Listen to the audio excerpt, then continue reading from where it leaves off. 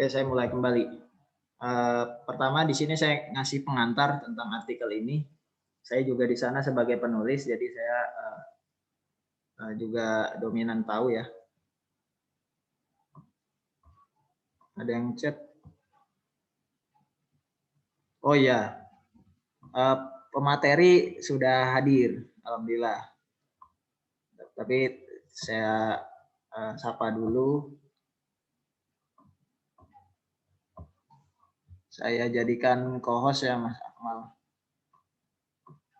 Alhamdulillah pemateri sudah hadir di tengah-tengah kita. Saya sapa. Assalamualaikum Mas Akmal.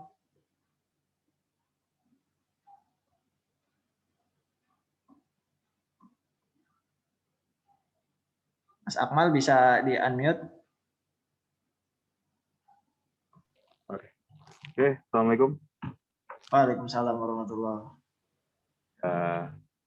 Ya Mas, ini masih bagian pengantar. Tadi sudah dibacakan CV-nya. Ini bagian pengantar. Nanti Mas Akmal langsung ngomong gitu ya. Terima kasih Mas Akmal sudah hadir. Oke, sebagai pengantar, jadi saya beritahu artikel ini jenisnya kualitatif review ya, atau kualitatif research gitu. Kualitatif research. Nah, ini sangat cocok bagi teman-teman yang sebenarnya ingin penelitian tapi belum bisa ke lapangan gitu. Di sini artikel yang kami buat ini sebenarnya punya produk. Produknya adalah petunjuk praktikum. Kita punya produk petunjuk praktikum. Nah, petunjuk praktikum ini sebenarnya kalau dilanjutkan penelitiannya ini bisa diuji ke lapangan. Nah, tapi kalau kita terkendala uji lapangan, kita bisa nih menuliskan artikel lewat metode ini, qualitative research. Qualitative research ini kita hanya mengumpulkan rujukan, kita hanya mengumpulkan referensi, kemudian kita susun menjadi pemikiran kita gitu. Kurang lebih seperti itu. Jadi ini bisa dikerjakan di rumah. Kita bisa kolaborasi dengan teman kita yang ada di mana gitu. Jadi tidak ada alasan bahwa kita ini nggak bisa ngapa-ngapain di rumah gitu. Kurang lebih artikelnya seperti itu. Nah, nanti Mas Akmal di sini akan menjelaskan dari sisi Buya Hamka. Nah, insya Allah akan ada PPT ya, nanti akan saya share Buya Hamka. Nanti kalau misal teman-teman di sini ada yang backgroundnya natural science ya atau saintek, itu bisa juga ditanyakan gitu. Bagaimana natural science ini bisa bergabung atau bisa berkolaborasi dengan bidang lain. Di sini IPA berkolaborasi dengan sejarah. Nah, jangan dianggap IPA ini nggak bisa berkolaborasi dengan IPS. Nah, ini bukti bisa. Gitu. Anak IPS tidak membuat jurang kan di antara anak IPA gitu. Artinya kita bisa melakukan itu semua gitu, dengan kolaborasi itu.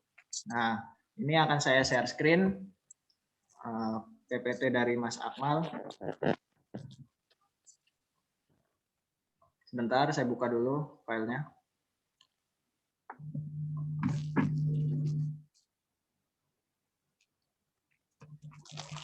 Apa kabar Mas Akmal? Alhamdulillah sehat, Mas Budiman. Iya. Budiman Prasetyo, bukan Budiman Sujatmiko. Ini Akmal Asyari, bukan Ya, Budi Asyari, ya? Bukan Budi Asyari ya. Ya.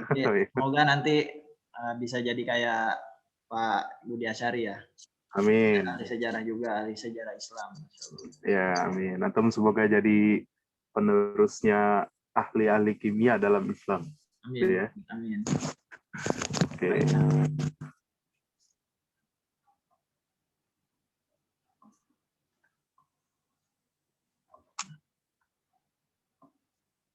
Sudah tampil belum teman-teman?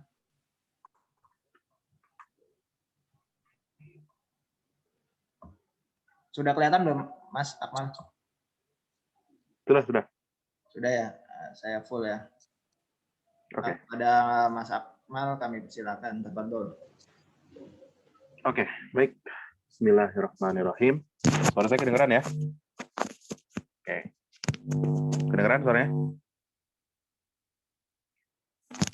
Tes. Suara saya kedengeran? Kedengeran ya? Oke, baik. Bismillahirrahmanirrahim. Assalamualaikum warahmatullahi wabarakatuh. Innal hamdalillah nahmaduhu wa nasta'inuhu wa nastaghfiruh wa na'udzu billahi min syururi anfusina wa min sayyiati a'malina may yahdihillahu fala mudhillalah wa may yudhlil fala hadiyalah. Asyhadu an la ilaha illallah, asyhadu anna Muhammadan abduhu wa rasuluh. Allahumma shalli ala sayyidina Muhammad wa ala ali sayyidina Muhammad amma ba'du. Pertama-tama marilah kita panjatkan puja dan puji syukur kita kehadirat Allah Subhanahu wa taala atas segala limpahan rahmat dan karunia-Nya. Alhamdulillah kita dapat dipertemukan di bulan yang mulia dan di hari yang insya Allah diberkahinya. Salawat serta salam tak lupa kita curahkan kepada Nabi besar Muhammad SAW, seorang pribadi yang luar biasa, seorang pribadi yang membawa perubahan besar bagi peradaban umat manusia. Dan alhamdulillah berkat risalah yang dibawa oleh beliau, berkat risalah yang disampaikan terus-menerus oleh para pewarisnya, para ulama, para ustadz, dan akhirnya telah sampai kepada kita. Dan semoga kita sebagai pengikut Nabi besar Muhammad SAW bisa mendapatkan syafaat dari beliau di hari akhir kelak. Oke, baik teman-teman. Alhamdulillah, terima kasih banyak pada Mas Budiman Prasetyo yang telah memberikan saya kesempatan untuk berbagi sekaligus membedah artikel yang telah saya buat bersama-sama gitu. Ini unik ya. Jadi artikelnya ini temanya tentang kimia, tentang penelitian kimia. Tapi saya menulis di bagian sosialnya, terutama bagaimana seorang Buya Hamka. Buya Hamka ini seorang ulama sekaligus sastrawan, sekaligus politisi, dan bagaimana peran beliau ketika menghadapi yang namanya gelombang hoax, gelombang fitnah dan sebagainya. Dan nanti teman-teman, kalau misalnya teman-teman di sini ada yang murni saintek, ini barangkali ini bisa dipraktekkan. Tapi sebenarnya ini nggak cuma untuk saintek aja, tetapi yang namanya memberantas hoax, memberantas menghadapi fitnah dan sebagaimana rupanya, itu bisa diambil pelajarannya untuk semua. Jadi nggak cuma untuk saintek aja. Untuk anak sosial, untuk anak bahasa, untuk yang bergerak dalam bidang politik, untuk bergerak dalam bidang ekonomi dan sebagainya. Seperti itu. Oke, next.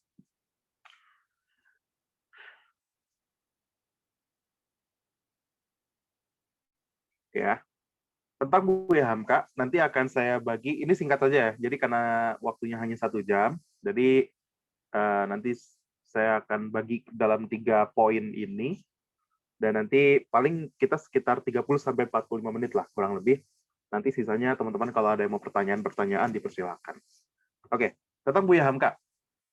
Tokoh ini adalah tokoh yang sangat menginspirasi saya, dan terus terang teman-teman, yang pertama kali memperkenalkan Hamka, terutama memperkenalkan karya-karyanya, itu bukan orang Indonesia. Yang memperkenalkan karya-karya Buya Hamka kepada saya, itu bukan orang Indonesia.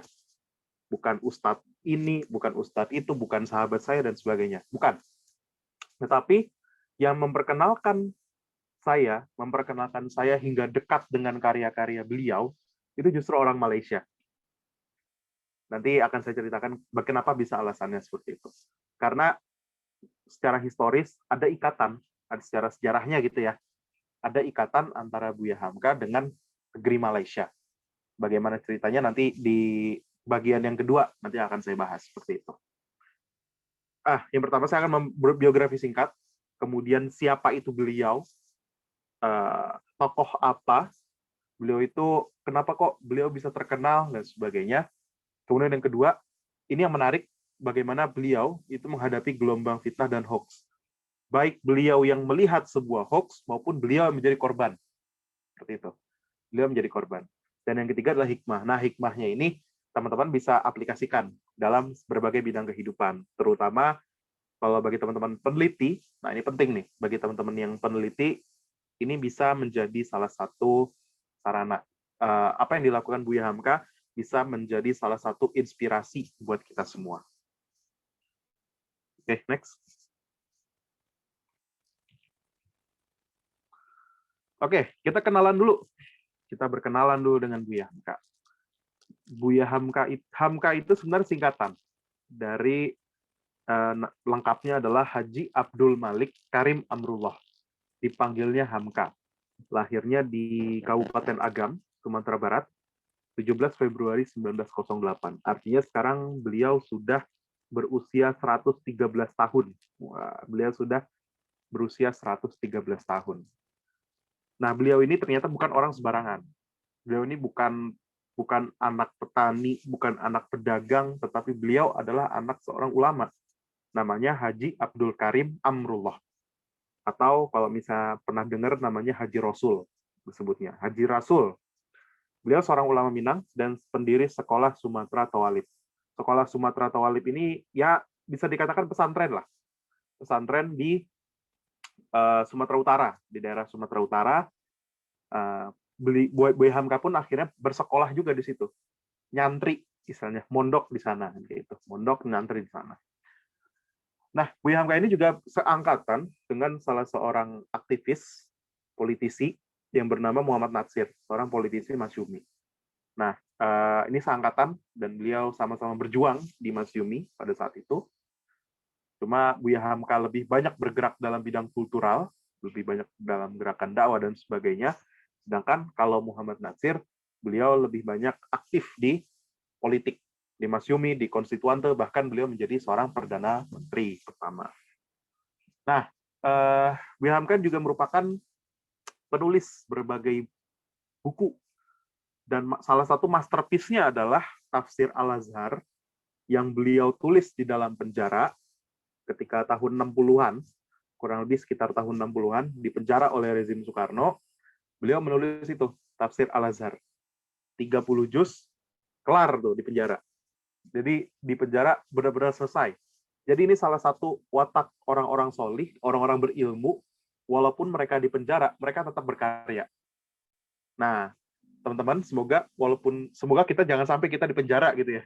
Jangan sampai kita di penjara, tetapi yang terpenting adalah bagaimana semangat kita untuk berkarya. Kalau orang yang sedang berada di dalam jeruji besi saja bisa berkarya, kenapa kita yang lagi bebas-bebasnya, kita nggak ditangkap, nggak dipenjara atau apa, tapi kita tidak punya karya. Dalam bentuk apapun, mau tulisan, mau puisi, mau buku, atau yang jago yang jago desain bisa membuat desain, yang jago videografi bisa bikin videografi dan sebagainya. Itu Tafsir Al-Azhar. Kemudian yang kedua, novel Tenggelamnya Kapal Van der Wijk. Ini film yang novel yang luar biasa dan hingga diangkat menjadi sebuah film. Kalau misalnya teman-teman ada yang pernah nonton, coba tonton filmnya. Tapi kalau mau baca novelnya plus baca film lagi. Baca novelnya plus nonton filmnya. Jadi biar lengkap. Kemudian berikutnya ada Tasawuf Modern. Ini adalah satu dari 4 buku, berarti tetralogi ya, tetralogi Mutiara Falsafah. Yang pertama itu ada Tasawuf Modern, yang kedua ada Falsafah Hidup, yang 3 ada Lembaga Hidup, dan yang keempat adalah Lembaga Budi. Nah, kebetulan saya cuma punya 2 gitu ya, cuma punya yang Lembaga Budi dan Lembaga Hidup gitu. Dan puluhan karya lainnya. Beliau ini ulama, tapi percayalah beliau punya buku sejarah. Beliau punya karya tulis bernuansa sejarah. Ada buku yang berjudul Dari Perbendaharaan Lama, kemudian Sejarah Umat Islam, kemudian Ayahku, kemudian ada Antara Fakta dan Khayal, Tuan Kurao, kemudian kisah perjalanan beliau ke Amerika yang berjudul 4 bulan di Amerika, kemudian karya perjalanan beliau juga ketika di Irak yang berjudul di tepi Sungai Dajlah. Sungai Dajlah itu sebenarnya Sungai Tigris ya. Dajlah itu sebutan untuk Arab dalam bahasa Arab. Di tepi Sungai Dajlah dan sebagainya. Sisanya novel. Ada novel. Sebenarnya awalnya novel beliau itu hitungannya kayak cerita bersambung di majalah Panji Masyarakat. Di Pedoman Masyarakat, kalau saya lupa judul majalahnya apa. majalah-majalah yang dipimpin oleh beliau. Beliau menulis di sana. Panji masyarakat, Mas. Ya, beliau. Ya, Panji Masyarakat ya, benar ya. Oke. Nah, Ya, kayak Panji. Terima kasih. oke. Ya, terima kasih atas ini ya, apa namanya koreksinya. Seperti itu. Itu beliau menulis kurang lebih semacam cerbung begitu, termasuk tenggelamnya kapal Van der Wijk juga demikian. Nah, puluhan karya lainnya. Macam-macam deh, teman-teman saya sarankan untuk membeli. Ya kalau nggak beli ya setidaknya baca di perpustakaan, banyak kayak gitu. Sekaligus plus beliau adalah Ketua MUI pertama Republik Indonesia tahun 75. Panji Masyarakat. Oke, terima kasih Mas Diman. Wah, ditulis dengan ejaan lamanya ya. Ya, tulisannya begini ya. Oke, next.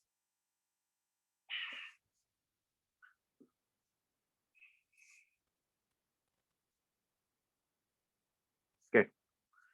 Nah, kita masuk bagian kedua. Buya Hamka dan gelombang hoax. Nah, ini saya bagi lagi. Yang pertama adalah definisi hoax dan kebohongan menurut Buya Hamka, menurut beliau. Kemudian yang kedua adalah konsep tabayun. Yang ketiga adalah Buya Hamka sebagai subjek tabayun, artinya beliau yang tabayun. Dan yang keempat adalah Buya Hamka sebagai objek tabayun, di mana beliau adalah orang yang ditabayuni oleh orang lain. Seperti itu. Oh ya Mas Akmal, maaf memotong sebentar. Boleh Ya. sembari saya coret-coret ya Mas Akmal ya? Nggak apa-apa, silakan. Biar lebih asik ya. Biar lebih asik. Seperti itu. Oke, nggak apa-apa, silakan. Terima kasih Mas Budiman. Oke, next.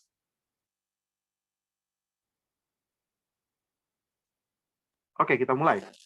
Kita mulai dari hoax dan kebohongan menurut Buya Hamka.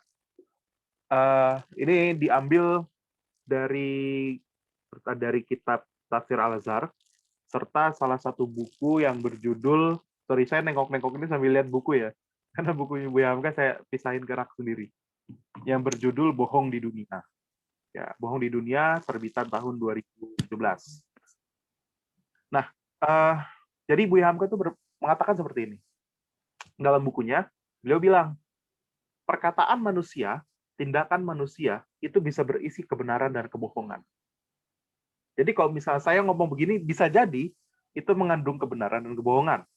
Kemudian ketika saya mendengarkan orang lain, bisa berpotensi juga itu sebuah kebenaran atau sebuah kebohongan. Seperti itu. Itu definisi bohong gitu ya, hoax dan kebohongan menurut Buya Hamka. Tentu bukan hoax ya sebutan, tapi kebohongan atau dusta dan sebagainya. Kemudian berikutnya, kebohongan menurut Buya Hamka itu yang pertama berbentuk perkataan dan tindakan dan berisi ketidakbenaran, ketidaksesuaian. Yang harusnya dia menyampaikan A karena yang terjadi adalah A tetapi dia mengatakannya B sebagainya. Seperti itu. Jadi itu adalah salah satu bentuk kebohongan. Kemudian yang kedua, berlebih-lebihan dalam memberitakan sesuatu. Yang harusnya saya memberitakannya A, tetapi saya memberitakan A+. Kayak gitu. A+. Jadi harusnya saya menceritakan A, tetapi yang saya sampaikan adalah A+, di mana A+ itu justru berlebih-lebihan. Atau AA, atau AB, dan sebagainya. Jadi ada yang ditambah-tambahin. Nah, kemudian yang kemudian berikutnya adalah mencampur yang hak dan yang batil. Ini jadi campur-campur nih. Jadi yang suatu hal kebenaran dicampur dengan hal-hal yang kebohongan. Jadi yang positif ditambah negatif. Hasilnya adalah negatif. Nah, simpelnya seperti itu.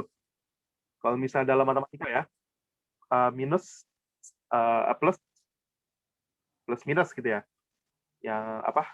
Yang hak dan yang batil kayak gitu. Yang hasilnya ya batil. Hasilnya adalah kebatilan walaupun mengandung kebenaran di dalamnya. Benar itu. Nah, kebanyakan nih teman-teman yang sering kita temukan di media sosial itu yang keempat, memotong-motong kebenaran. Kalau misalnya teman-teman lihat nih di medsos dan sebagainya, di Facebook, di Twitter, di Instagram, ngelihat sebuah potongan video, memang videonya benar, tetapi dipotong-potong. Padahal lengkapnya nggak seperti itu. Padahal lengkapnya itu justru adalah, misalnya nih, si A itu mengatakan apa, tetapi si B yang di luar sana, yang tidak suka dengan si A, dia memotong perkataannya si A seolah-olah perkataannya A itu adalah perkataan yang buruk kayak gitu. Padahal si A ini hanya mencontohkan, sedangkan videonya itu dipotong. Nah, itu yang sering terjadi. Dan itu menurut Buya Hamka adalah sebuah kebohongan. Sebuah kebohongan, sebuah dusta, dan sebagainya. Nah, termasuk nih, kita kan lagi musimnya COVID gitu ya. Kita musimnya COVID, kemudian musimnya vaksinasi, dan sebagainya. Kalau misalnya teman-teman lihat akun telur ayam, mohon maaf saya sebut nama gitu ya, contohnya gitu ya, telur ayam, itu adalah akun yang sangat terinspirasi dan sangat menggebu-gebu untuk memberitakan konspirasi misalnya. Dalam video-videonya yang sampaikan potongan-potongan yang ada kebenaran, tetapi ada yang dipotong sehingga tidak utuh. Simpelnya begitu. Yang sederhananya begitu, teman-teman. Nah, kemudian yang kelima, mengatakan sesuatu yang berlainan. Nah, itu juga salah satu contoh kebohongan. Ini kalau yang kelima, teman-teman pasti bisa nyari sendirilah. Seperti itu. Oke, next. Suara kecil ya. Oke. Yang berikutnya adalah konsep tabayun menurut Buya Hamka. Nah, ini kita mulai konsepnya nih, konsep tabayun dan nanti bagaimana cara beliau tabayun. Seperti itu. Konsep tabayun menurut Hamka, itu kalau menurut tafsir Al-Azhar yang beliau tulis, itu sesuai di surat Al-Hujurat ayat 49, ayat 6 sampai 13, ada sebuah ada sebuah kalimat yang bertulis fatabayyanu, yang artinya maka selidikilah. Nah, beliau ini tidak secara letterlek menuliskan tafsir dari fatabayyanu, tetapi beliau hanya secara gamblang menuliskan maka selidikilah. Apa yang diselidiki? Nah, kata berikutnya fasik dan kadzab. Kebohongan dan dusta yang disampaikan oleh orang-orang fasik. Jadi tetap apapun informasinya, tetap kita harus menyelidiki kayak gitu. Karena informasi yang kita dapat, apalagi sekarang kan informasi luar biasa banyak ya, teman-teman. Setiap detik tuh bahkan kita bisa mendapatkan informasi puluhan hingga ratusan. Nah, sedangkan kita bingung nih. Kita bingung, ini mana yang benar? Ini mana yang salah, mana yang benar? Nah, makanya pesan dari surat Al-Hujurat surat 49 ayat 6 sampai 13, perintah dari Allah adalah fatabayanu, selidikilah, telitilah, diteliti ini benar nggak disampaikan, kayak gitu. Nah, Buya Hamka menekankannya di situ, terutama pada kata fasik dan kadzabnya, kebohongan dan dusta. Kalau misalnya ini sebuah kebohongan, nanti bentuk klarifikasinya seperti apa, bentuk bantahannya seperti apa, bentuk cara kita mengcounternya itu seperti apa, kayak gitu. Ya, yang ketiga adalah nanti pengalaman Buya Hamka sebagai subjek dan objek tabayun.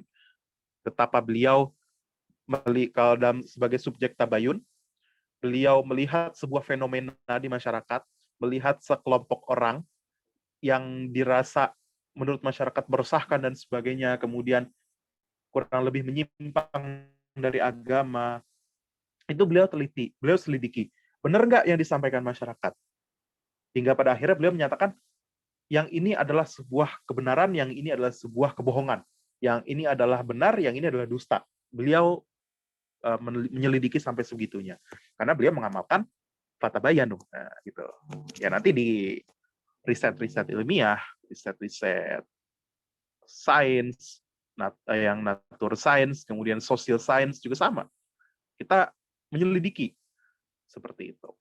Ataupun yang berikutnya adalah beliau sebagai objek, di mana beliau itu menjadi sasaran bagi sekelompok orang. Sasaran bagi sekelompok orang yang barangkali tidak menyukai beliau, barangkali yang membenci beliau, sehingga dibuatlah, oh Buya Hamka begini, dan sebagainya. Dan seperti itu. Oke, next.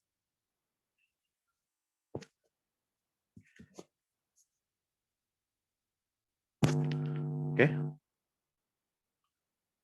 ya. Buya Hamka sebagai subjek tabayun. Sorry, Mas Budiman, suara saya kedengaran keras nggak? Kedengeran Mas, selama ini Kedengaran jelas ya? lancar aja, ya lancar-lancar aja sih. Oh, lancar-lancar aja, oke. Alhamdulillah. Sip. Saya lanjutin ya. Oke, next ya. Yang pertama adalah Buya Hamka sebagai subjek tabayun. Kenapa beliau menjadi subjek tabayun? Yang pertama, jelas beliau mengamalkan fatabayanu tadi. Beliau mengamalkan fatabayanu, menyelidiki. Jadi beliau mengamalkan benar-benar surat Al-Hujurat ayat 6 sampai 13. Apa yang diselidiki? Ya terhadap sebuah isu, terhadap perilaku orang lain, dan ketika beliau melakukan tabayun, beliau melakukan penyelidikan, beliau melakukan klarifikasi, mencari sebuah kebenaran, itu sebenarnya dilakukan semata-mata untuk mencari titik temu atas permasalahan yang menurut beliau tuh ambigu, nggak jelas, membuat kegaduhan di masyarakat, dan sebagainya. Itu yang beliau lakukan. Tujuannya adalah itu. Sehingga ketika beliau nanti menyampaikan ke masyarakat bahwa ini loh yang sebenarnya, bahwa ini loh yang benar, ini loh yang salah, begitu. Nah, kemudian peristiwa apa aja nih yang beliau tabayunin gitu ya, yang beliau selidiki, isu apa saja, kemudian orang yang kayak mana yang beliau tabayunin kayak gitu. Di slide berikutnya saya akan jelaskan. Oke, mau dicari-cari dulu nggak apa-apa. Isunya isu apa, perilaku orang lainnya kayak mana. Next.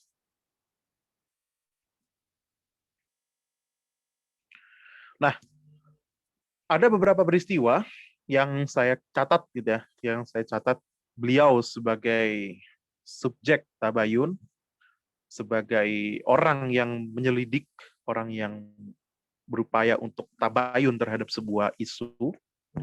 Jadi dulu ada cerita, beliau itu ada orang, saya lupa namanya siapa, ada orang yang mengaku mendapatkan wangsit dari Wali Songo, sedangkan kita tahu Wali Songo udah wafat semuanya, dan hendak membuat film tentang para Wali Songo.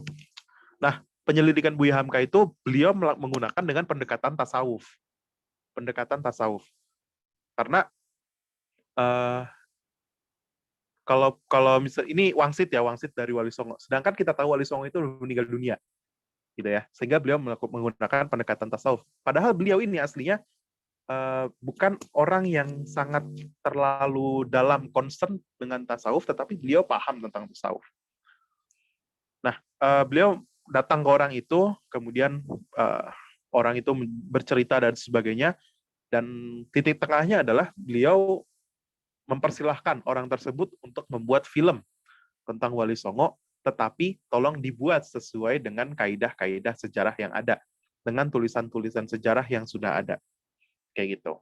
Jadi jangan sampai nanti membuat wangsitnya itu justru malah dari alam pikiran atau bahkan yang dari hal-hal gaib dan sebagainya. Ini upaya beliau untuk melindungi akidah umat sebenarnya. Kalau saya tangkap seperti itu. Jadi orang itu akhirnya dipersilakan, ya kamu silahkan buat film tentang Wali Songo, tapi tolong dibuatnya sesuai dengan data-data sejarah, dengan sumber-sumber sejarah yang ada, sesuai dengan literatur dan sebagainya. Itu hebatnya Buya Hamka. Kemudian berikutnya, kalau kita sampai sekarang mungkin masih pernah dengar gitu ya. Kalau ada orang kalau dulu beliau pernah mendapatkan sebuah kasus, ada orang yang bersayap, manusia punya sayap gitu. Padahal setahu ini yang kita tahu yang punya sayap itu adalah burung, serangga, kemudian ada pesawat kayak gitu. Tapi ini dulu ada orang yang disebut, oh ini orang ini punya sayap, bisa terbang dari sebuah pohon kayak gitu. Kemudian mitos-mitos lainnya. Nah, beliau ini kan salah satu ulama, ketua MUI pertama, sehingga tugas dan kewajiban beliau sebagai seorang ulama adalah mencerdaskan umat bahwa hal-hal seperti ini adalah sebuah kebohongan. Hal-hal ini adalah dusta. Hal-hal ini justru akan mendangkalkan akidah umat. Nah, seperti itu. Nah, yang paling hebat, yang paling keren menurut saya itu adalah ketika beliau melawan sebuah karya dengan karya tulis yang beliau buat. Nah, ini ada sebuah buku yang berjudul Pongkinangol-ngolan Sinambela, Gelar Tuan Kurau. Nah, teror agama Islam mazhab Hambali di Tanah Batak 1816 dengan 1833 sampai 1833. Nah, Buya Hamka menuliskan bahwa buku ini berisi dusta, berisi kebohongan, dan beliau menuliskannya dalam sebuah buku. Ini nih, Antara Fakta dan Khayal Tuan Kurau.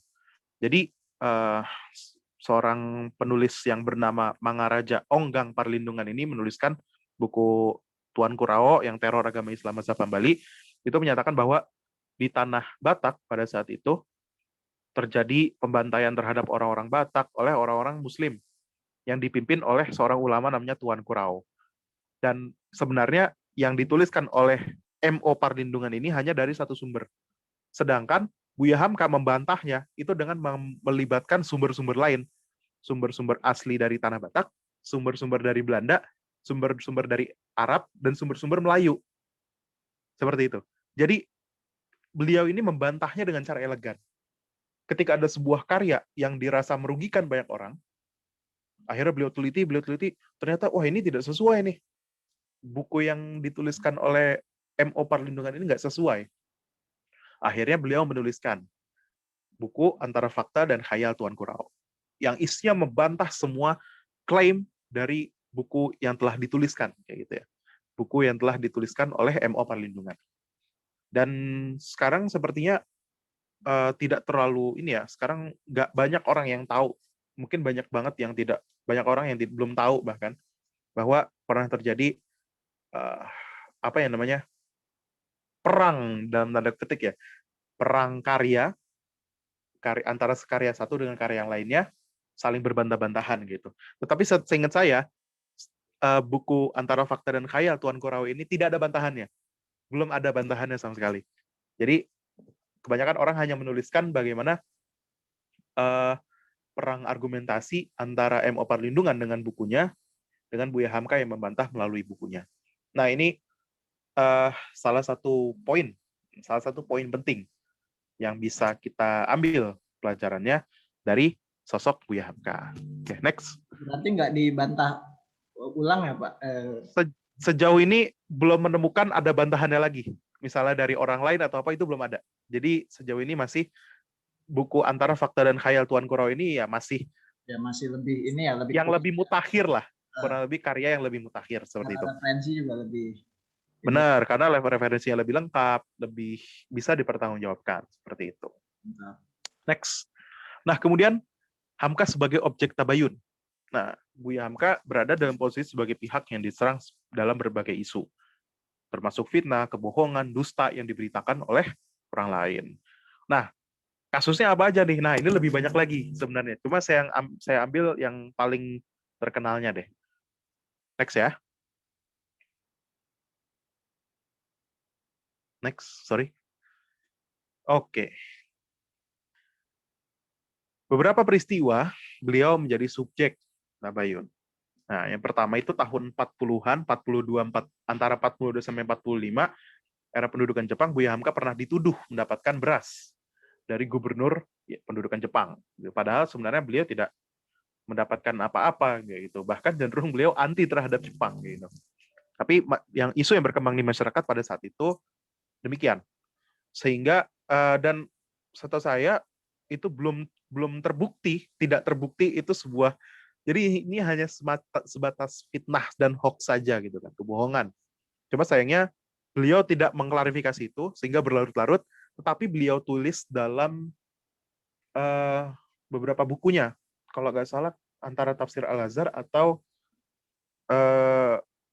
buku Tasawuf Modern, kurang lebih. Kalau di Tafsir Al-Azhar ada Mas. Oh ya, berarti Tafsir Al-Azhar ya. Di Tafsir Al-Azhar dijelaskan bahwa dia pernah pernah dituduh ini nih mendapatkan beras, tetapi orang-orang itu tidak ada yang tabayun sama dia. Seharusnya kalau ada orang yang tabayun sama dia dijelaskan. Ya. Itu dia katakan.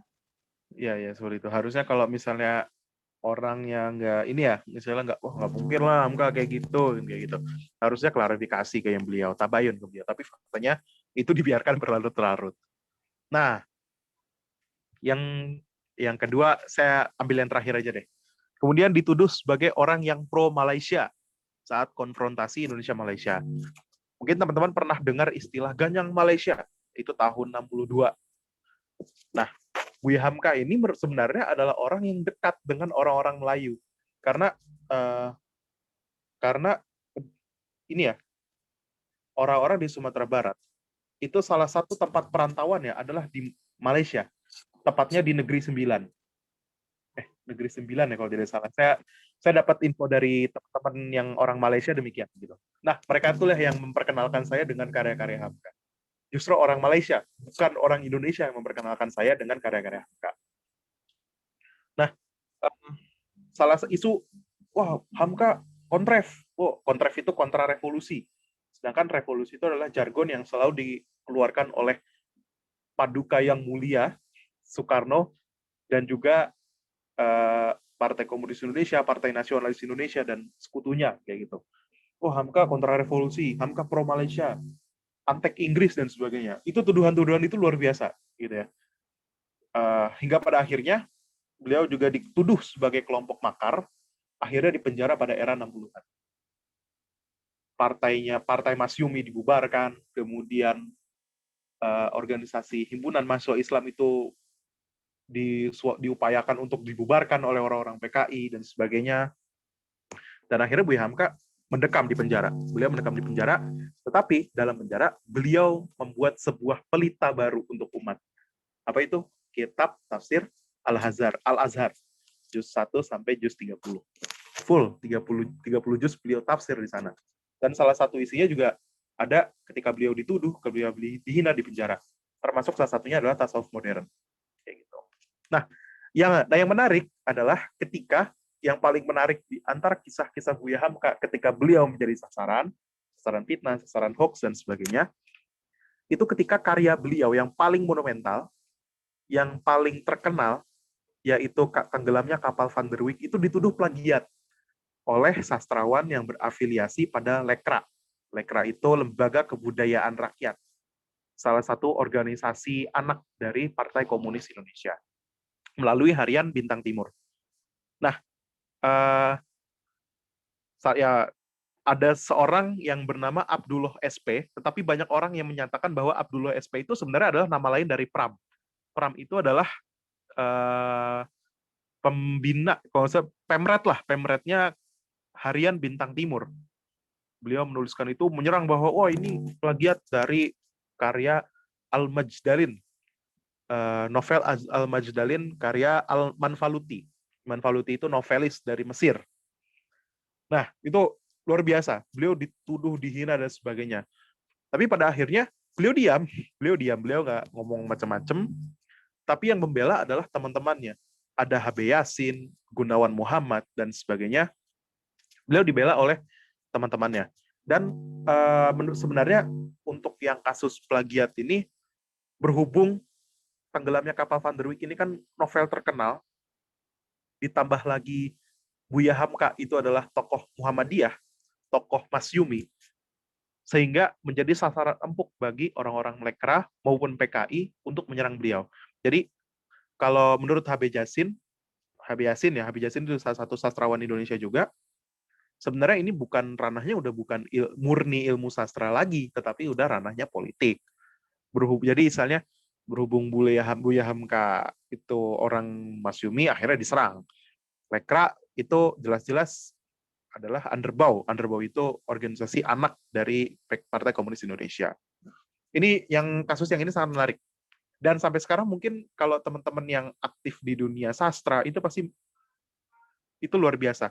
Dan ini pernah menjadi satu skandal besar. Skandal dalam dunia sastra Indonesia.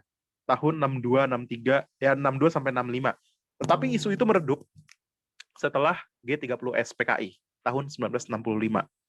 Jadi ini hanya berapa tahun aja, tapi akhirnya isunya itu mulai meredam. Dan sebagainya. Nah, pelakunya ya ditengarai, salah satu pelakunya adalah ini nih, orang yang nulis, yang ngomong novel kok plagiat, gitu. Namanya Pramudia Anantatur. Tapi bagaimana balasan Buya Hamka terhadap Pramudia Anantatur? Kita bahas di berikutnya. Next.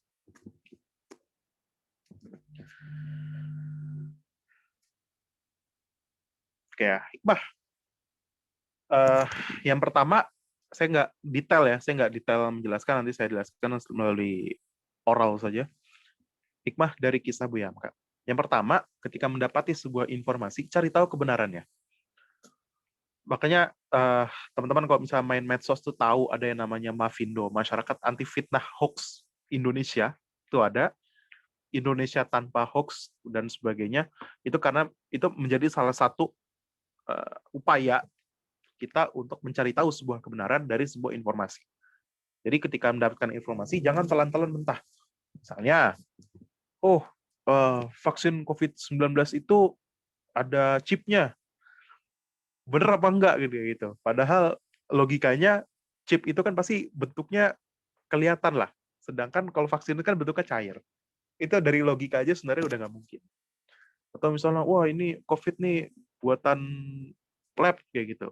Ada buktinya atau tidak, sebagainya. Jadi benar-benar kita cari tahu dulu kebenarannya. Ini nggak cuma untuk masalah sains kedokteran ya, sains kedokteran, kesehatan, tapi untuk semuanya. Bahkan ke kehidupan kita sehari-hari. Misalnya, kamu tahu nggak, teman kita yang itu tuh begitu loh. Teman kita itu kalau makan di kantin, makannya 5, ngakunya 1 loh. Gitu. Makan gorengan 5, ngakunya 1 loh. Nah, itu kan cari tahu dulu. Bener nggak? Nah, kemudian setelah mengetahui, ternyata, ini bener kok. Ternyata ini benar. Nah, sedangkan kita baik lagi dengan kaidah. Kalau benar, tapi ada manfaatnya atau tidak. Kalau ada manfaatnya, sampaikan. Tapi kalau misalnya, berita ini benar, tetapi malah nggak ada manfaatnya dan justru merugikan banyak orang. Mendingan, itu kita simpan. Itu kaidahnya. Kalau saya ngutip tuh istilahnya apa ya? Fikih jurnalistik kalau tidak salah. Atau apa, saya lupa judulnya itu. Jadi, dan kalau misal ternyata itu sebuah kebohongan, ya bantahnya dengan elegan. Bantahnya bagaimana? Nah, bantahnya itu yang ketiga, balas dengan akhlak mulia dan juga karya. Kalau Buya Hamka jelas di karyanya, membantah Tuan Kurao dengan menulis sebuah buku. Nah, lantas bagaimana dengan yang akhlak yang mulia?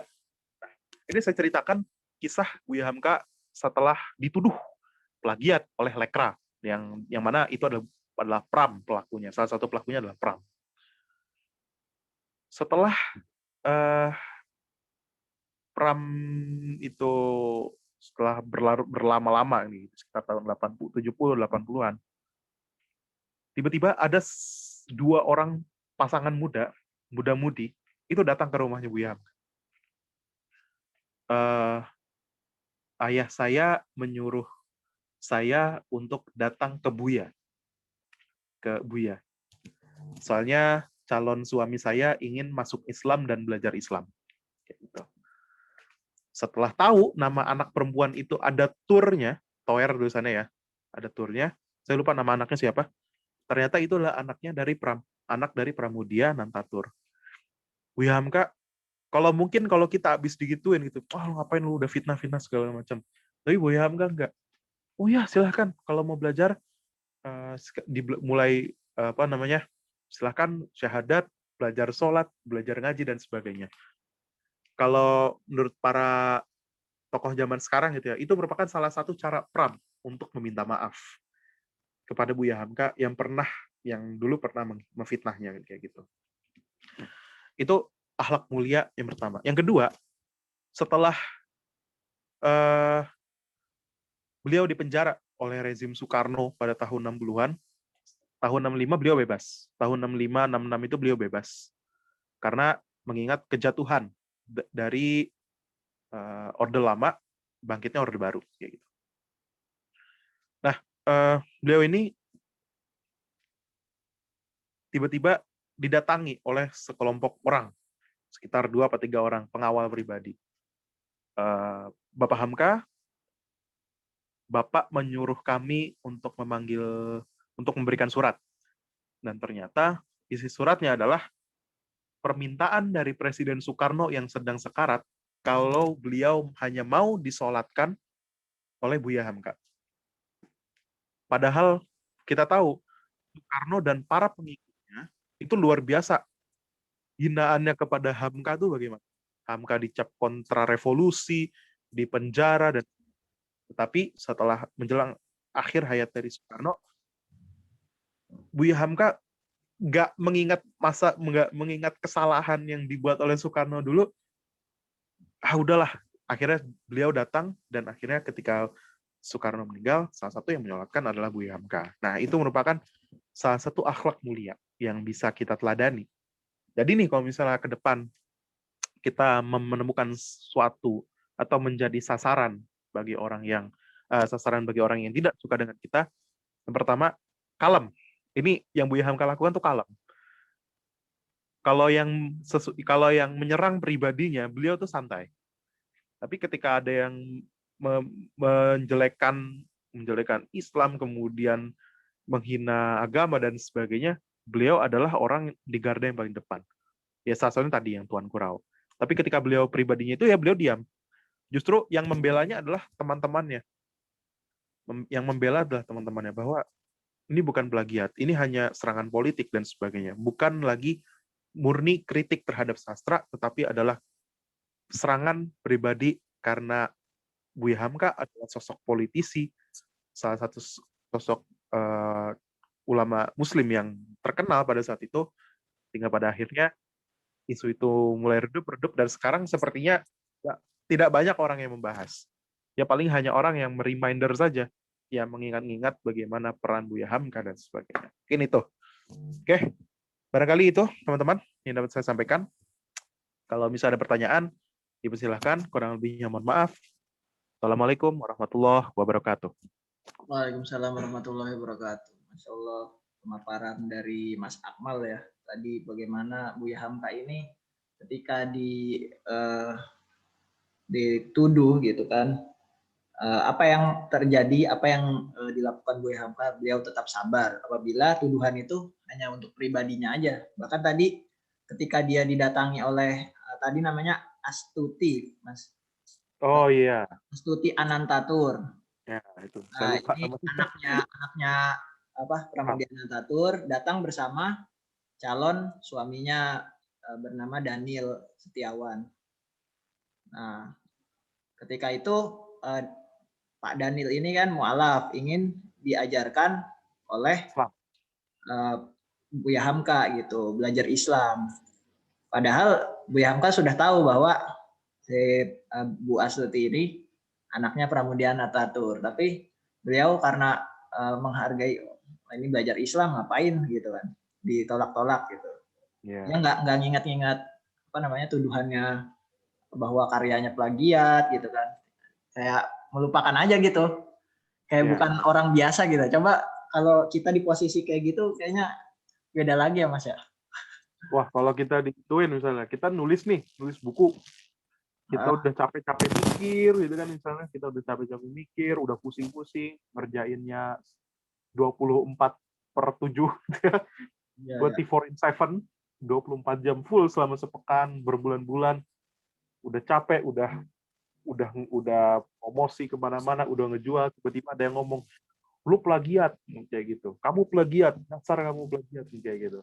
Padahal hanya di bagian-bagian tertentu saja yang sebenarnya itu, ya dalam sastra itu hal-hal wajar gitu, terinspirasi dari tokoh lain, dari penulis lain, kayak gitu. Itu kita pasti bakal sakit hati. Di masa depan pasti ada orang tiba-tiba datang, misalnya bawa anaknya gitu, Mas, ini anak saya mau belajar sama Mas, kayak gitu. Duh, kamu yang dulu pernah hina saya, kamu nggak usah. Gitu. Mungkin kita seperti itu.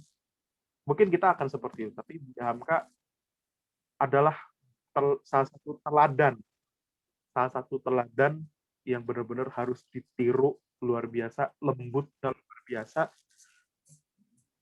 halusnya luar biasa. Saya tuh kadang kalau misal baca bukunya beliau tuh kadang suka pengen nangis gitu. Kadang suka pengen nangis dengar membaca kisah-kisah beliau, baca novel dan sebagainya. Kayak gitu. Bahkan kemarin itu kalau boleh ini ya sharing ya. Kemarin itu saya lihat ada launching film Buya Hamka ya. Oh iya, betul. Pemerannya Vino G. Sebastian. Nah, sebelum dia memerankan tokoh Buya Hamka, beliau ini membaca bukunya Buya Hamka dan beliau menangis gitu. Ada itu diwawancara sama oleh wartawan. Dan gini Mas Budiman, saya justru baru tahu mau launching buku film itu dari teman saya di Malaysia. Jadi teman-teman saya di Malaysia itu saya kenal waktu di Semarang. Saya nemenin mereka keliling-keliling kota Semarang seperti itu. Dan ternyata mereka ini salah satu pegiat literasi. Mereka ini adalah pegiat literasi. Dan salah satu konsep mereka adalah karya-karya Hamka. Kayak gitu. Makanya sejak berkenalan dengan beliau, saya justru malah mulai hunting buku-bukunya Buya Hamka. Dan beliau dan mereka yang memperkenalkan saya dengan karya-karya beliau. Terima kasih. Teman-teman di sini ada yang mau bertanya, silakan boleh di unmute ya. Sudah saya aktifkan. Saya dahulukan yang ingin bertanya lewat mic dulu. Ada pertanyaan, apakah nanti ada di YouTube? Ya, nanti insya Allah akan saya upload di YouTube. Kalau bagi teman-teman yang ketinggalan ya, ini saya record. Jadi dari pertemuan pertama saya record. Mana? Ada yang mau bertanya? Ya, silakan. Ada. Silakan. Kita kan sering mendengar saja. Sementara tadi kita harus bertabayun terhadap satu hal. Kalau konsep tadi gimana kita? Jelas nggak Mas Akmal suaranya? Kurang jelas.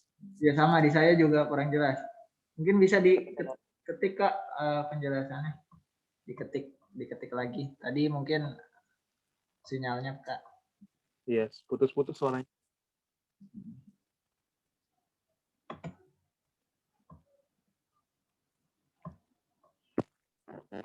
Silakan, ada yang mau menggunakan mikrofon lagi? Mau menggunakan hak suaranya. Oke. Oh, bentar. Oke, ini ada yang nanya. Saya mau ngasih pengumuman dulu ya. Itu link absensi sudah saya share di kolom chat. Silakan diisi. Silakan Mas. Ini ada pertanyaan dari Indira ya. Oh, oke. Apakah saat dipenjara oleh Belanda, beliau tidak melakukan pembelaan? Dipenjara oleh Belanda. Oleh siapa tadi ya? Terus juga ada yang nanya tentang tajasus. Dakwaan apa saja. Kalau tajasus itu gimana? Oke, satu-satu ya, satu-satu. Nah, oke. Saya mau jawab yang pertanyaan dari Dira. Oke, beliau tidak dipenjara oleh Belanda. Ya, beliau bukan tadi yang saya ceritakan, beliau tidak dipenjara oleh Belanda, tetapi dipenjara oleh pada masa pemerintahannya Soekarno. Nah, kalau dakwaannya itu dalam catatan saya, dakwaan yang paling ketara itu adalah sebenarnya semacam kayak diada-adakan gitu loh.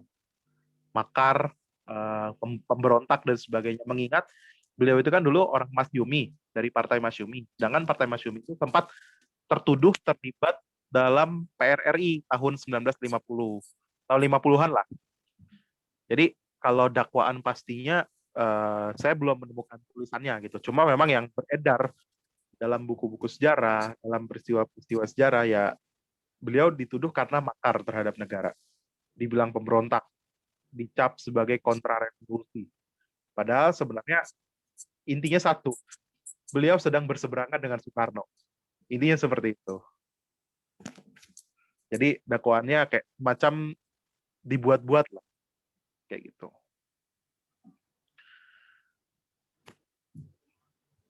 Kemudian kan kita ini ya tadi pembahasannya tentang tabayun. Nah kalau tajasus itu gimana? Setahu saya tajasus itu mencari-cari kesalahan. Ya, mencari-cari kesalahan. Mungkin kira-kira gini, tabayun itu sama tajasus sama nggak sih? Tabayun itu kan mencari bukti. Kebenaran. Bukti ya. Kebenaran. Nah tajasus ini bisa jadi kebenaran nih. Kan sering ada mungkin kayak gini ya, kata-kata kayak gini nih. Ini nggak gibah kok, ini kan berita gitu. Misal itu. Biasa lah. Itu yang bisa dibilang sebagai tajasus. Dia mencari-cari kesalahan. Padahal yang sebenarnya orang ini aibnya udah ditutup nih. Padahal sebenarnya tidak terbukti demikian, tapi dicari-cari terus gitu. Nah, contohnya gimana? Ya, teman-teman lihat akun-akun gosip kayak Lambe Turah, nah itu bentuk tajasus kayak gitu. Nah, saya gibahin aja sekalian gitu kan contohnya. Gibahin Terus akun saya kasih juga, contohnya gitu. hukumnya gimana? Ya, kan kita gibahin akun gitu ya, gibahin akun yang nggak jelas gitu. Yang mereka tidak, ya kan kita nggak tahu siapa orangnya. Kita kan nggak tahu siapa orangnya kayak gitu. Sedangkan eh, kalau tajasus itu kita mencari nih orang, oh misalnya Mas Budiman diisukan begini segala macam gitu. Kalau tajasus itu cari-cari, oh ini kesalahannya begini, oh ternyata Budiman nih begini nih, ternyata Budiman begini nih segala macam. Terus dibuka ke publik gitu, dibuka ke publik, kemudian akhirnya dia menjadi sasaran kesalahan dan sebagainya. Sedangkan kalau tabayun mungkin lebih gini ya, ketika Mas Budiman dituduh demikian, misalnya dituduh, oh misalnya, mohon maaf nih, prinsip kimia plagiat misalnya, gitu gitu. Sampai contohnya gitu, dituduhnya begitu. Bener nggak kalau prinsip kimia itu plagiat? Oh, pada beliau menjelaskan, oh enggak, sebenarnya saya mengutip dari ini, sehingga terbukti bahwa ini bukan plagiat. Nah itu contohnya. Jangan kalau tajasus itu mungkin lebih kasar ya, lebih kasar. Kita cenderung ingin menjatuhkan orang lain, ingin mencari kesalahan orang lain, sekaligus ingin menjatuhkan orang yang kita tuju. Gitu. Sedangkan kalau tabayun kita berupaya untuk mencari kebenaran dari orang yang tertuduh. Benar nggak sih dia melakukan seperti itu? Gitu. Kemudian cari empat mata ngobrol. Kemarin aku dapat berita begini-begini, kebenarannya gimana? Oh iya kebetulan aku begini. Sebenarnya itu nggak benar. Jadi dan ketika kita sudah tahu dapat dari orangnya, wah itu bukan suatu hal yang benar. Sedangkan kalau tajasus, kita diam-diam nyari tahu, kita ngikutin orang itu gitu kan, kita ngikutin kesehariannya, difotoin, oh ternyata orangnya kesehariannya gini-gini, nah, itu tajasus. Padahal yang sebenarnya tidak salah pun dicari-cari kesalahannya, itu tajasus gitu. Sip. Oke teman-teman, pertanyaannya ada satu lagi deh. Siapa yang mau nanya? Ini tadi pesertanya ada 60, sekarang jadi 52. Mungkin di bagian Indonesia lain sudah azan ya. Saya ucapkan selamat berbuka. Oh ya, selamat berbuka puasa. Malah ada yang selamat berbuka. Pulau Jawa juga. Alhamdulillah. Coba ada yang bertanya satu lagi, kita sampai 17.30 ya waktunya. Silakan kalau ada yang mau nanya lagi. Silakan. Ya, ini ya sekadar sharing juga ya. Jadi artikel yang kami tulis ini, kami bertiga ya, itu kan kita berbeda-beda provinsi, berbeda pulau ya. Mas Marhan kita satu provinsi, Wan. Di Kalimantan. Kita satu provinsi, Wan. Oh iya, waktu itu Mas lagi di Semarang apa di Tangerang Selatan sih? Lagi di Tangsel. Oh, lagi di Tangsel. Nah, kita kan satu provinsi, Mas, Banten. Nah, si Marhan ini lagi di Kalimantan. Biasa kita collab gitu kan, tanpa ketemu, kita tulis. Nah, tujuannya memang untuk untuk sharing tentang tabayun. Kemudian juga untuk meluruskan hoax-hoax yang ketika itu hoaxnya seperti itu. Nah, saat ini nih hoaxnya berkembang, Mas. Nggak taunya, Mas. Iya, betul. Aspek kadang ini nih, saking banyaknya tiap hari ada aja ide buat meluruskan ini ya, hoax-hoaxnya. Merosting akun. Contohnya telur itu kan suatu PR juga gitu. Kalau kita nggak aktif melakukan tabayun ya nanti makin ya, betul. Oke teman-teman, ada yang mau bertanya lagi? Satu lagi. Kalau misalnya nggak apa-apa. Kalau nggak ada ya yang apa-apa sih. Tapi yang tadi bertanya apakah sudah cukup ya? Sudah cukup atau ada pertanyaan lagi?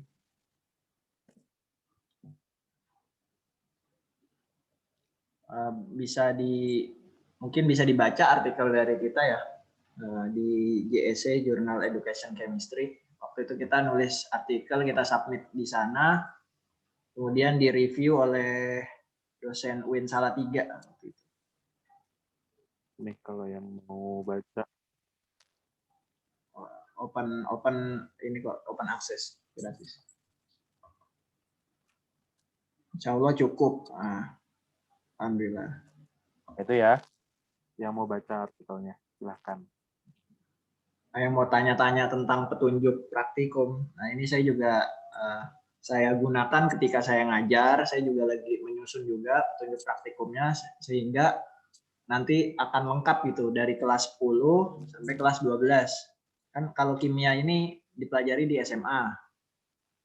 Dari kelas 10 sampai kelas 12. Nah, doakan nih petunjuk praktikum saya ini lengkap nih dari kelas 10 sampai kelas 12 nanti bisa saya bukukan di. Ada pertanyaan nih. Oh, ada pertanyaan. Pertanyaan terakhir mungkin ya. Mau bertanya. Tidak ya, harus bagaimana? Oke. Silakan Mas. Ya.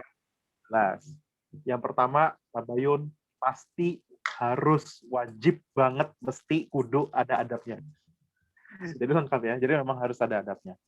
Apalagi yang kena sasaran itu adalah orang-orang besar dan sebagainya.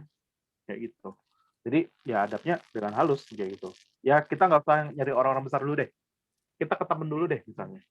Kita ke teman, ke tetangga, misalnya diomongin, misalnya kamu punya teman dekat, tapi kamu dapat dari orang lain kalau teman dekatmu itu pernah melakukan hal-hal demikian gitu, misalnya hal yang buruk dan sebagainya. Nah, kemudian tanyanya dengan baik gitu kan, ajak ngobrol dulu empat mata. Gitu. Aku pengen ngobrol dong, begini. Oh iya, kemarin aku informasi begini dari orangnya begini. Ini benar apa tidak? Jadi benar-benar kita upayakan untuk mencari tahu, mencari sebuah kebenaran dengan adab. Nah, itu kalau ngomong personal ya. Tapi bagaimana dengan karya, bertabayun karya? Nah, salah satu bentuk adab terbaik untuk mencari kebenaran dari sebuah karya, apalagi bertabayun terhadap sebuah karya, yang pertama adalah perbanyak baca buku. Literasinya dikuatkan, kemampuan literasinya ditingkatkan. Jadi ketika teman-teman ini dapat nih sebuah tulisan tentang, kalau saya background-nya sejarah, saya mendapatkan tulisan kemarin dulu sempat heboh perkara Pangeran Diponegoro, Pangeran Diponegoro gemar minum wine misalnya kayak gitu. Itu kan satu bentuk ya. Ya, itu sempat heboh juga waktu kemarin beberapa waktu lalu. Akhirnya diadakanlah diskusi terbuka kalau ini merupakan sebenarnya salah satu bentuk upaya tabayun secara halus untuk mencari sebuah kebenaran. Sebenarnya benar nggak sih Pangeran Diponegoro itu adalah orang yang gemar minum wine? Apa karena ini salah tafsir aja atau segala macam? Jadi adabnya demikian. Kalau dalam ilmu pengetahuan ya adabnya dengan diskusi terbuka. Kalau misalnya untuk membantah karya, ya tulis dengan karya. Itu udah paling adab seperti itu. Sedangkan kalau tabayun yang nggak beradab itu kan main geruduk kan kayak gitu. Main geruduk, wah kamu pengajar ini segala macam. Jadi misalnya main geruduk, main persekusi. Nah itu yang tidak beradab. Tapi kalau misalnya kita cari tahu, kalau dalam ilmu pengetahuan ada perbedaan pendapat, pertemukan, ajak diskusi, bertarungnya dalam ranah intelektual. Perang argumentasi itu yang harusnya dilakukan. Ya kalau sama orang terdekat gitu, orang teman ya ajak ngobrol empat mata. Adabnya demikian kayak gitu. Intinya diskusi terbuka lah Mas ya. Itu kalau dalam ranah sains ya, ilmu pengetahuan. Di karya tulis juga ada seminar ya. Seminar, bedah buku, bedah artikel. Nah, itu kan salah satu bentuk tabayun juga. Ya, betul. Salah satu bentuk kita untuk tabayun, mencari tahu kebenaran, ternyata seperti ini loh, ternyata begini, sebagainya, gitu.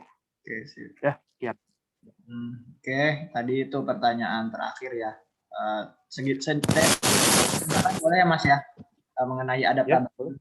Jadi di asbabun nuzul itu sebab-sebab turunnya Al-Quran. Nah, asbabun nuzul ayat yang kami kutip ini Al-Hujurat ayat ke-6 sampai 13 itu jadi itu Nabi ini ya mengutus seseorang untuk menariki zakat gitu.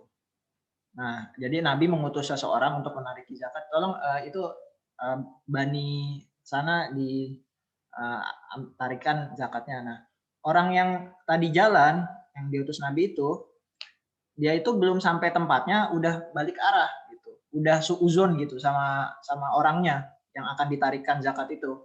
Nah, lapor ke Nabi itu nggak mau bayar zakat, sudah murtad gitu. Nah, Nabi ini sebagai orang yang menerima info itu nggak langsung di-share ke para sahabat. Bani ini udah murtad, nggak mau membayar zakat lagi gitu kan. Kan kalau nggak mau bayar zakat kan berarti nggak mau menjalankan rukun Islam kan. Nah, Nabi nggak serta merta langsung di-share. Bayangin aja kalau Nabi langsung nge-share ya. Langsung tuh habis ya kan. Disergap lah, betul. Jadi memang di-keep dulu itu bagus tuh. Informasi di-keep gitu kan. Jangan langsung disebar. Kalau misal, nah habis itu Nabi itu akhirnya berdiskusi dengan orang terdekat dan orang terdekatnya itu Khalid bin Walid kalau nggak salah ya. Khalid bin Walid ini diutus ulang gitu. Ini orang yang lebih terpercaya gitu, diutus ulang. Ternyata Khalid bin Walid ini bertabayun gitu ke orang-orang sana. Oh enggak, ternyata enggak mau nih bayar zakat.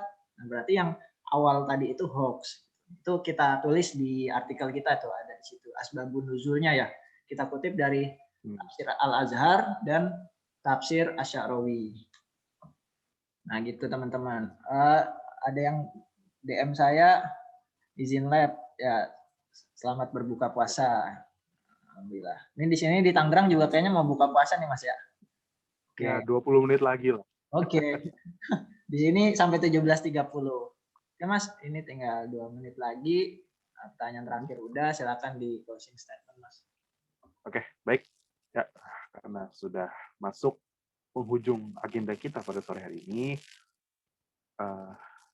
sebenarnya closing statement saya yang dari saya adalah ketika teman-teman menemukan sebuah informasi, saya ulang lagi, ketika mendapatkan sebuah informasi, entah itu benar atau salah, tetap yang perlu kita perhatikan adalah waspada. Kita kan tahu itu berita benar atau bohong.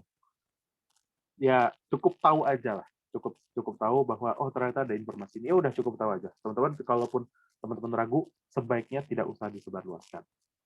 Karena kita ini sekarang masuk era digital. Ya, kita masuk era digital, informasi itu bejibun lah bahasanya ya, bejibun, banyak banget gitu ya. Ratusan informasi bisa kita dapatkan dalam waktu sekejap, dalam waktu 1-2 detik bahkan. Sehingga perlu banget kita yang namanya pilih informasi, perbanyak literasi, aktifkan diskusi, dan upayakan untuk tetap berpegang teguh pada kebenaran. Dan itu, lebihnya mohon maaf. Assalamualaikum warahmatullahi wabarakatuh. Waalaikumsalam warahmatullahi wabarakatuh. Terima kasih, Kak. Terima kasih banyak nih Mas Akmal nih. Teman-teman bisa nih screenshot untuk foto-foto, silakan. Kalau mau nih ya. Kalau biasanya dulu kalau agenda-agenda offline kita foto bareng, sekarang ya, screenshot bareng. Screenshot bareng, silakan. Ada 2 slide, silakan di screenshot.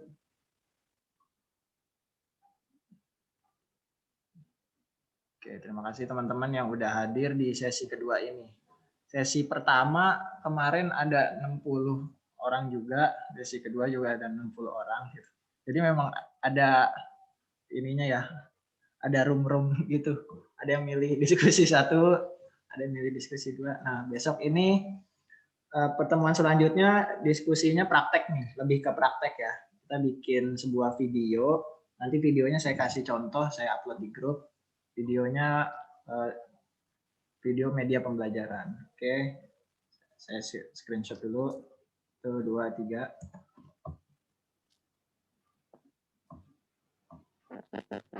Oke, udah ya.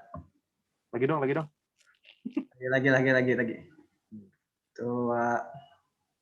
3. Ini juga saya record kok, tenang aja. Ya, sama-sama. Oke. Teman-teman boleh live ya. Saya ucapkan selamat berbuka puasa. Sip, sama-sama. Oke, sukses terus. Sukses terus untuk teman-teman semua. Untuk Budiman, semoga cepat sukses. ya. Amin. Amin. Oke, teman-teman, saya izin live. Sekali lagi terima kasih. Assalamualaikum. Waalaikumsalam. Waalaikumsalam warahmatullahi wabarakatuh. Waalaikumsalam Terima kasih, Kak. warahmatullahi wabarakatuh. Yo, sama-sama. Terima kasih Pak.